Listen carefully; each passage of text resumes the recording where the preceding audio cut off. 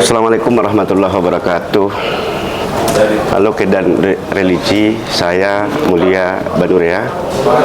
Kedan Religi dimanapun berada, saat ini kita patut berbangga kehadiran tokoh yang punya kompetensi, punya hal-hal lain yang terkait dengan pelaksanaan ibadah haji. Kita sapa dulu Ketua Komisi 8 DPR RI, Bapak Dr. Andus Haji Marwan Dasopang. Assalamualaikum Pak Marwan. Waalaikumsalam warahmatullahi wabarakatuh. Gimana kabarnya Pak Marwan? Alhamdulillah, kabar baik. Alhamdulillah. Baik, kira-kira dalam rangka apa ke Medan Pak Marwan? Ya, pemberangkatan jamaah haji di kloter pertama dari embarkasi Medan pada hari ini yang tergabung di dalamnya jamaah dari kota Sidimpuan. Kami ingin turut serta melepas keberangkatan dengan doa dan tentu evaluasi terhadap pelaksanaan. Alhamdulillah.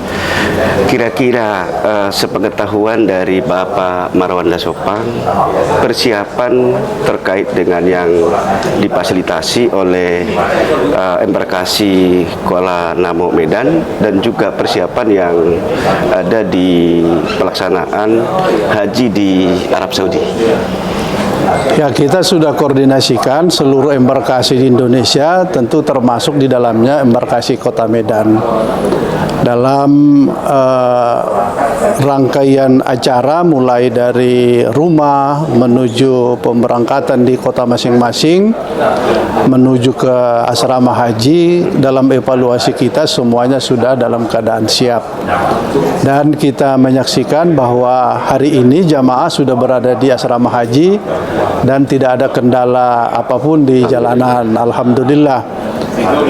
Bahkan hari ini kita mendapati salah satu jamaah yang terbang dalam kloter pertama ini, termasuk wali kota Sidimpuan sebagai jamaah, bukan sebagai petugas. Dan tentu kesepakatan yang ada di asrama haji, senyaman mungkin jamaah harus dilayani dengan baik. Karena inilah awal kita memulai sebagai jamaah, karena akan masuk sebagai di portal imigrasi, kemudian kesehatan, istitoah, sebentar lagi akan masuk ke dalam pesawat. Nah, rangkaian itu sampai hari ini sebentar lagi akan ada prosesi menurut laporan, dan kita melihat belum ada kendala baik imigrasi maupun dalam istitoah kesehatan. Ya. Alhamdulillah. Alhamdulillah. Oke, kalau pemberangkatan mungkin kira-kira kalau transportasi yang digunakan dalam pemberangkatan haji ini, kalau di seluruh Indonesia, kalau di Sumatera Utara kan embarkasi Kuala Namu itu kan menggunakan transportasi Garuda. Kalau di daerah lain seperti apa kira-kira Pak Ketua? Ya, untuk tahun ini ada tambahan layanan penerbangan dari armada yang tergabung di PT Lion Air. Ada 2 embarkasi dari Kota Padang, kemudian dari Banjarmasin.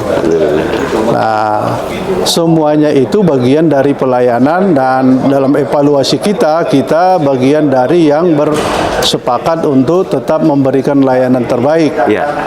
Nah, tapi dalam evaluasi terakhir kita,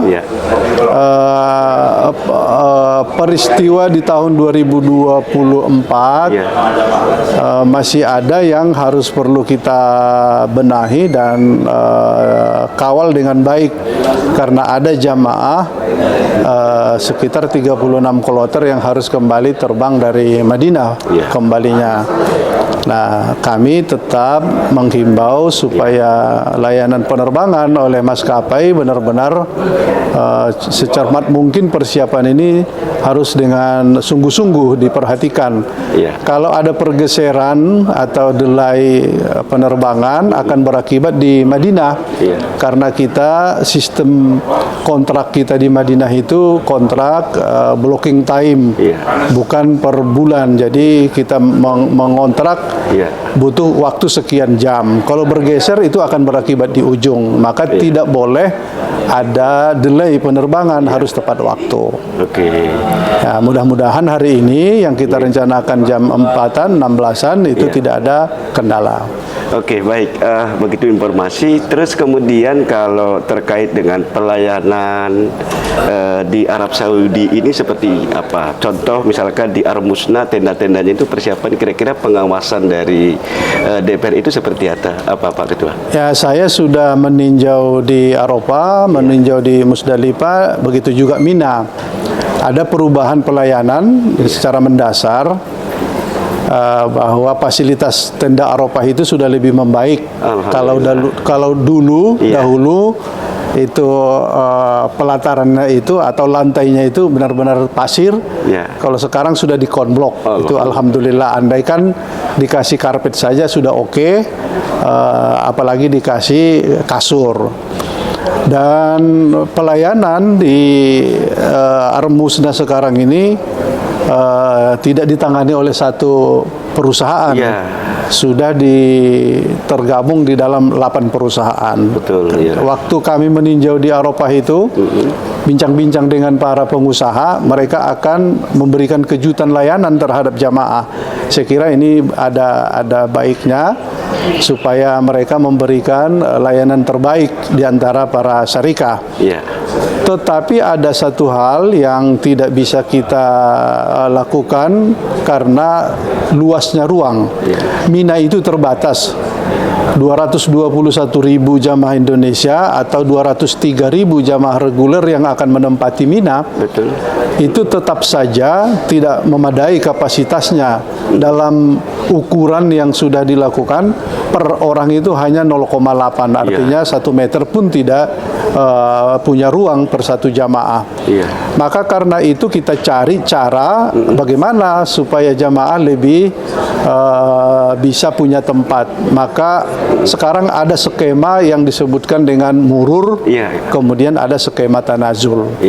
Murur itu sama peristiwa 2023, jamaah tidak terangkut dari Musdalifah menuju Mina karena bus yang pulang balik, dalam istilah di sana tarodut itu, ternyata tidak bisa kembali ke Musdalifah karena jalanan sudah macet. Itu jamaah kita sampai bahkan jam 4 sore belum terangkut dari Musdalifah. Karena itu kita menyepakati membuat layanan bahwa jamaah tidak turun dari bus pada saat mabit di Musdalifah. Jadi mabitnya itu di dalam kendaraan. Maka kalau jamaah turun dari bus, busnya harus pergi. Begitu pergi, pulangnya itu belum tentu jaminan. Maka kita menyediakan sekitar 56.000 jamaah dalam skema murur. Jadi lewat saja, mabitnya di dalam bus. Kemudian karena minanya ruangnya sempit, maka kita menyepakati ada 36.000 jamaah akan ditempatkan di hotel-hotel di sekitar Jamarot, tidak bermalam di Mina. Jadi begitu mereka dari Musdalifah sampai di Mina cukup berkemas-kemas di tenda, lanjut ke Jamarot, Jamarot melontar jumroh, mereka langsung ke hotel. Hotel itu sekitar 1 km, 1,2 km. Saya tidak tahu di kloter 1 embarkasi Medan ini berapa jumlah yang ikut program murur maupun tanazul. Tapi dapat dipastikan bahwa tidur di hotel itu jauh lebih nyaman. Dan sekarang program tanazul ini, skema tanazul ini oleh pihak Saudi juga sudah diakui. Tandanya diakui bahwa jamaah yang berada di hotel akan dilayani, konsumsi yang ada di tenda Mina dipindahkan ke hotel. Selain yang program skema murur ini dari tahun ke tahun, masa-masa dulu sebetulnya sudah ada KBIHU yang membawa jamaahnya murur dengan mandiri. Oh iya, iya. Kami ingin pemerintah nanti akan dapat catatan skema murur dari program atau tanazul dari program maupun yang tidak dalam program, yang mandiri, supaya kita bisa mempetakan keadaan ruang di Mina. Kalau keluar sekitar 36.000 sudah membuka kesempatan Kak jamaah kita untuk merebahkan diri semuanya dengan baik. Iya. Dalam hitung-hitungan angka saya kira sudah lebih membaik. Selain itu layanan yang berada di sekitaran pelaksanaan ibadah haji, karena kan yang namanya Armusa ini paling lama 6 hari. 6 hari, Ya, selain itu berada di hotel-hotel. Kita juga sudah ingin memastikan bahwa satu hotel berada di kawasan Jamarot yang disebut dengan Sisa, sebagian mungkin yang berada semuanya di kawasan dekat-dekat Jamarot. Tentu akan jauh dari Haram, maka ada layanan bus. Bus ini nanti akan kita pantau. Satu mengenai durasi berapa kali busnya lewat, kemudian waktu-waktunya kapan, dan kira-kira penanda bus Indonesia itu seperti apa. Nah, di dalam titik-titik pemberangkatan, karena dia akan keliling melewati hotel-hotel, kami ingin memastikan nanti bahwa di situ ada pelayan-pelayan kita. Kami kira itu yang terbaru, dan tentu tantangan kita melaksanakan ibadah haji itu cukup berat, karena perjuangannya selain ini ibadah sesuai dengan peraturan rukun wajibnya, tetapi ini juga butuh tenaga yang ekstra.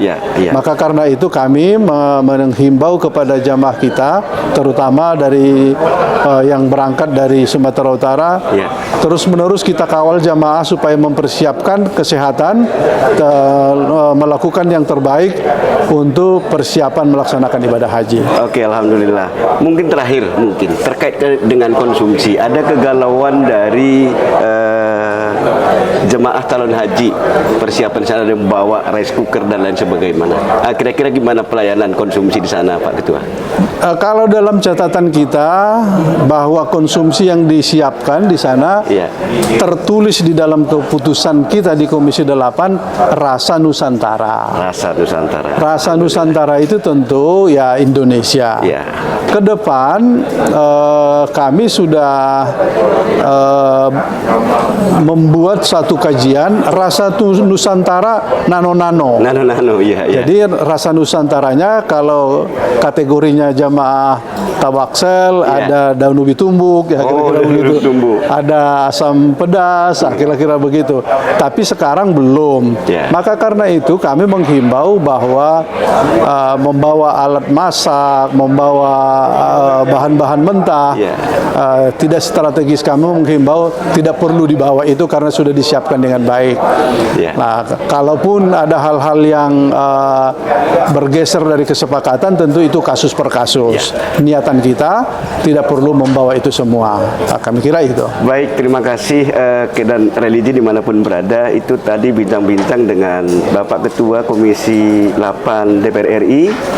Dan kemudian tadi beliau menyampaikan bahwa skema yang disampaikan oleh pemerintah hasil pengawasan dari DPR RI, bahwa ada skema murur, ada tanajul, dan kemudian terakhir tadi sampaikan bahwa pelayanan konsumsi di Arab Saudi ini memang rasa Nusantara. Terima kasih sekali lagi. Assalamualaikum warahmatullahi wabarakatuh. Assalamualaikum warahmatullahi wabarakatuh.